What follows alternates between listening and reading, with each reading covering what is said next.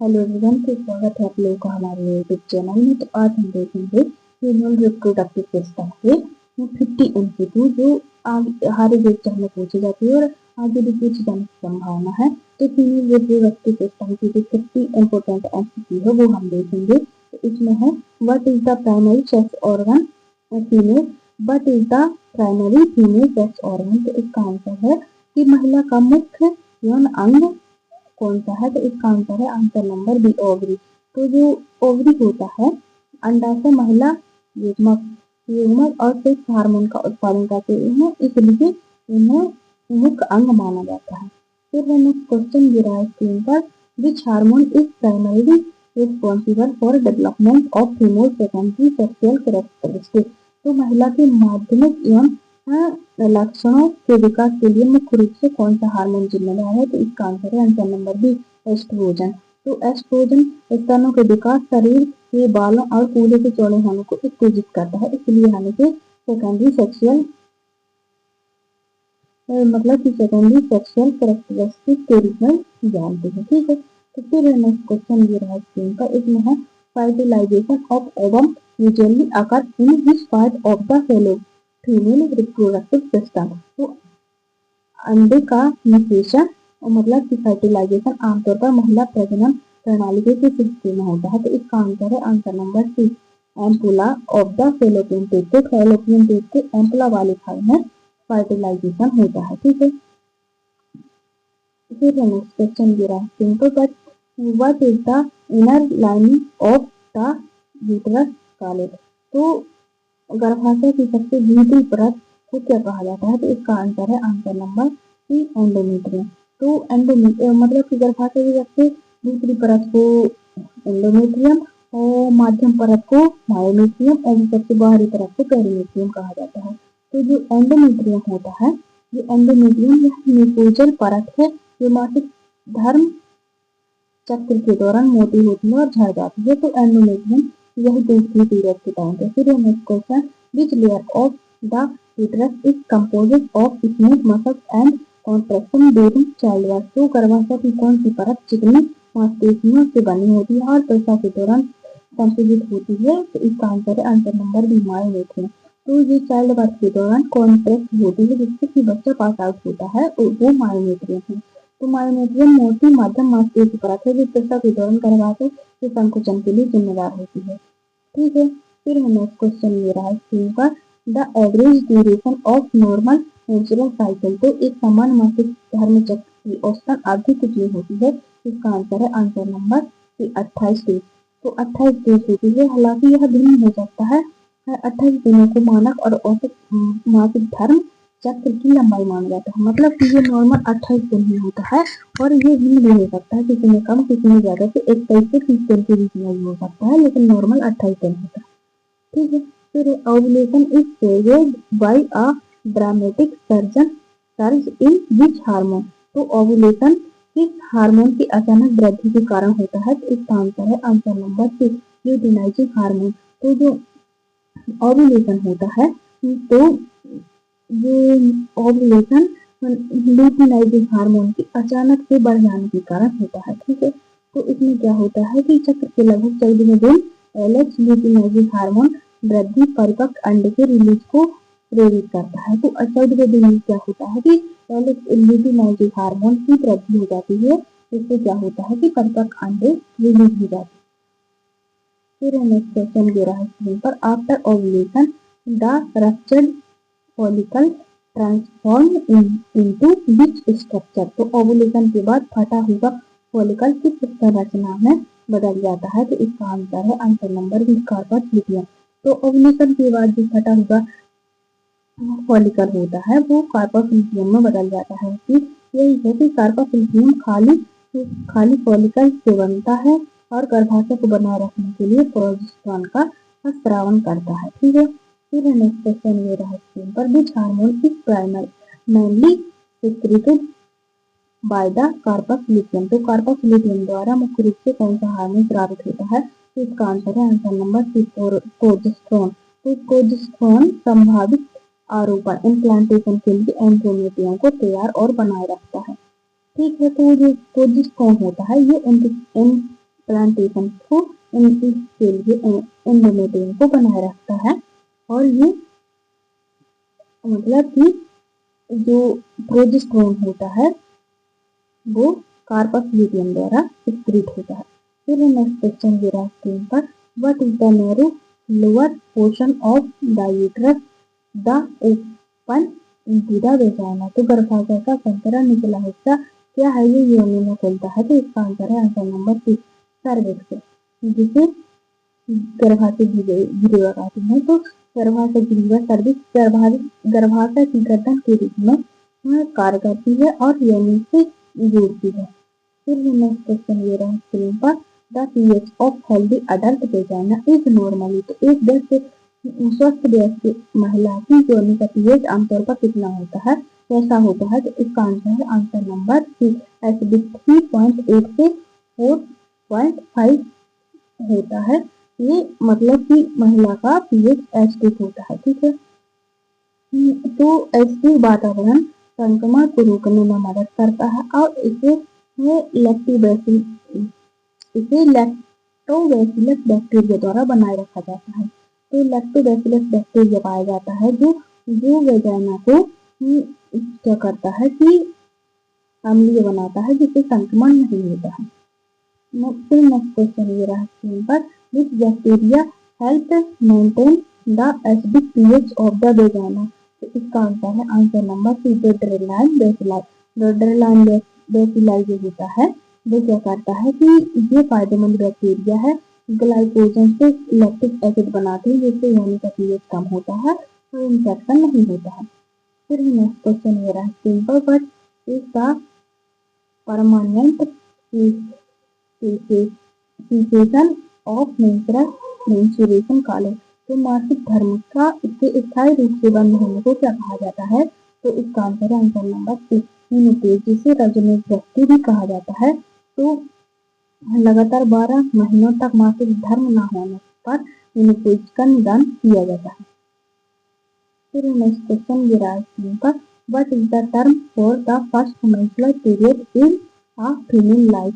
तो एक महिला के जीवन में पहले मासिक धर्म को क्या कहा जाता है। तो इसका आंसर है आंसर नंबर बी, मेनार्के कहा जाता है। जो महिला में पहला मेंस्ट्रुअल साइकिल होता है। तो मेनार्के यौवनारंभ मतलब प्यूबर्टी और प्रजनन क्षमता का की शुरुआत का प्रतीक है, जिसे मेनार्के कहते हैं। फिर नेक्स्ट क्वेश्चन ये रहा स्क्रीन पर, the single light projection at the end of the fallopian tube और फॉलिक।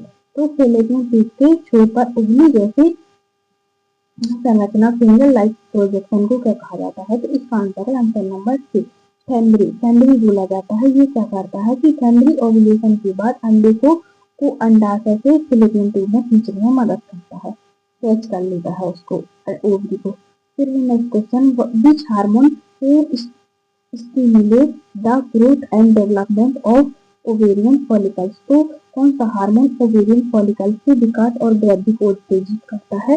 तो इसका आंसर है answer number B, FSH, follicle stimulating hormone, जिसे एफएसएच बोलते हैं। ये हार्मोन क्या करता है कि ओवेरियन फॉलिकल की वृद्धि और विकास को उत्तेजित करता है। फिर है नेक्स्ट क्वेश्चन ये रहा स्क्रीन पर, the external female genital are collectively known as. तो बाहरी महिला जननांगों एक्सटर्नल जेनिटल को सामूहिक रूप से क्या कहा जाता है। तो इसका आंसर है आंसर नंबर बी, वल्वा, जिसे पोडेंटम भी बोलते हैं। तो इसमें जो वल्वा होता है एक्सटर्नल जेनिटल ऑर्गन, तो इसमें कौन क्या पाया जाता है। वल्वा में मोनोसिडिस, labia majora, labia minora, clitoris, vestibule और पेरिनियम पाए जाते हैं।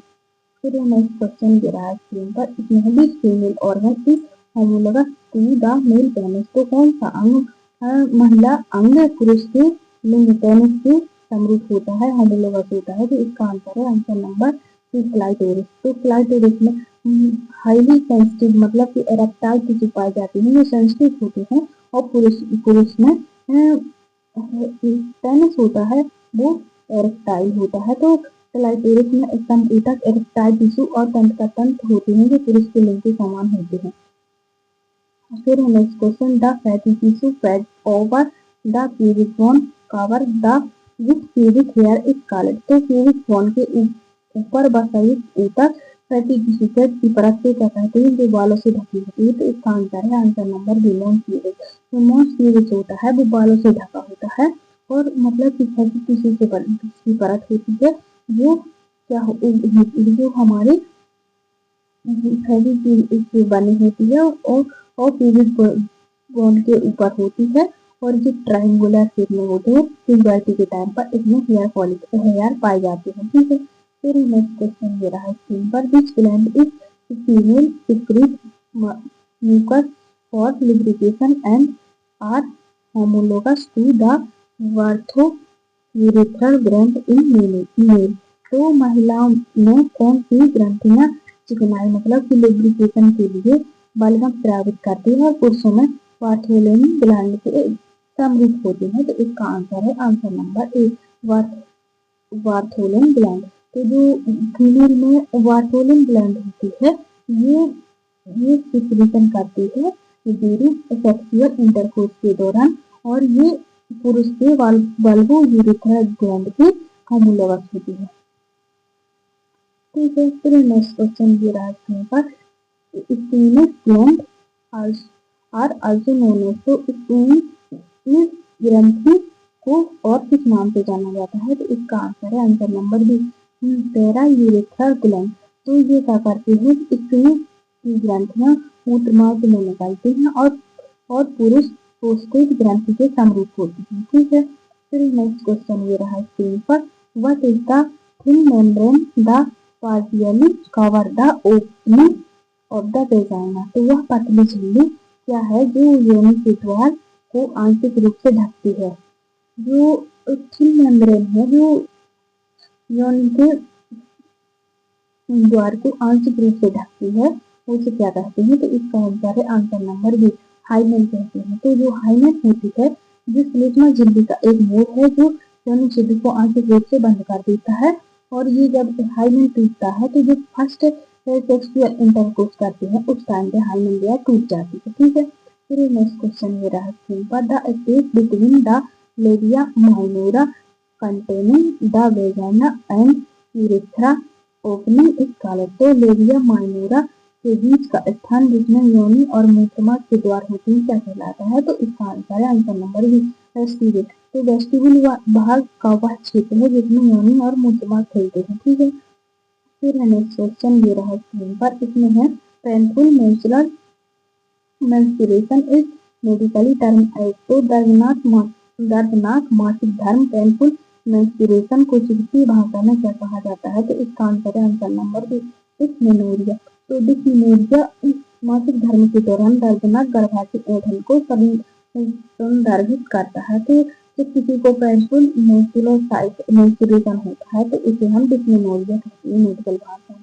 फिर नेक्स्ट क्वेश्चन ये रहा स्क्रीन पर, एक्सेसिव और prolong natural bleeding is called. तो अत्यधिक या लंबे समय तक मासिक धर्म में रक्तस्राव को क्या कहा जाता है, तो इसका आंसर है आंसर नंबर ए, मेनोरेजिया। तो मेनोरेजिया में क्या होता है कि अत्यधिक लंबे समय तक मासिक धर्म होता है। मेनोरेजिया नियमित मासिक धर्म के अंतराल पर असामान्य रूप से भारी और लंबे समय तक रक्तस्राव होता है। फिर next question, bleeding between period और इरेगुलर साइकिल इन नॉर्मल। तो दो मासिक धर्म के बीच में रक्तस्राव का अनियमित चक्र को क्या कहते हैं, तो इसका आंसर है answer number B, metrorrhagia. Metrorrhagia में क्या होता है कि मेट्रोरेजिया गर्भाशय से पूरी तरह से अनियमित अंतराल पर होने वाला रक्तस्राव है। फिर नेक्स्ट क्वेश्चन ये रहा स्क्रीन पर, इसमें है the pelvic floor area between the vaginal opening and the anus is the. तो योनि के द्वार और गुदा के बीच के पेल्विक फ्लोर क्षेत्र को क्या कहते हैं, तो जो बिटवीन क्या होता है कि वेजाइनल योनि के द्वार वेजाइनल ओपनिंग और एनस के बीच के भाग को आंसर नंबर बी, पेरिनियम कहते हैं। यहाँ पे पेरिनियम जो होता है योनि और गुदा के बीच का क्षेत्र है। अक्सर प्रसव के दौरान चीरा यहीं पर लगाया जाता है जब किसी को एपिजियोटोमी होती है, जब किसी को डिलीवरी के टाइम पे बच्चा फंसता है या फिर उसे बच्चे को निकालने के लिए प्रॉपर जगह नहीं मिलती है तो उसको उसमें एपिजियोटॉमी करते हैं और पेरिनियम का यही पेरिनियम काटते हैं। ठीक है, फिर नेक्स्ट क्वेश्चन ये रहा स्क्रीन पर, which hormone stimulate milk production in the memory gland. तो स्तन ग्रंथियों में दूध उत्पादन मिल्क प्रोडक्शन में कौन सा हार्मोन उत्तेजित करता है? तो इसका आंसर है answer number B, prolactin.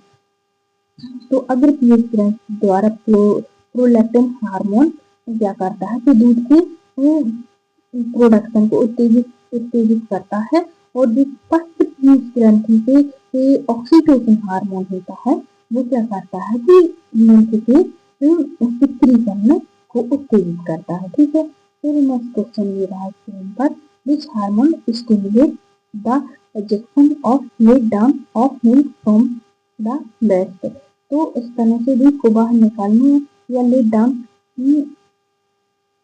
Milk एजेक्शन को कौन सा हार्मोन उत्तेजित करता है? इसका आंसर है आंसर नंबर बी, ऑक्सीटोसिन। यही मैंने अभी बताया था कि ऑक्सीटोसिन स्तन ग्रंथियों के बाह्य कोश के आसपास मायोसीलियर कोशिकाओं के संकुचन का कारण बनता है जिससे दूध बाहर निकलता है। ठीक है, फिर नेक्स्ट क्वेश्चन ये रहा स्क्रीन पर, कि implantation of the fertilized ovum typically occurs how many days after fertilization. तो निषेचित अंडे का आरोपण आमतौर पर निषेचन के कितने दिन बाद होता है? तो इसका आंसर है आंसर नंबर बी, 6 से 10 डेज के बीच में।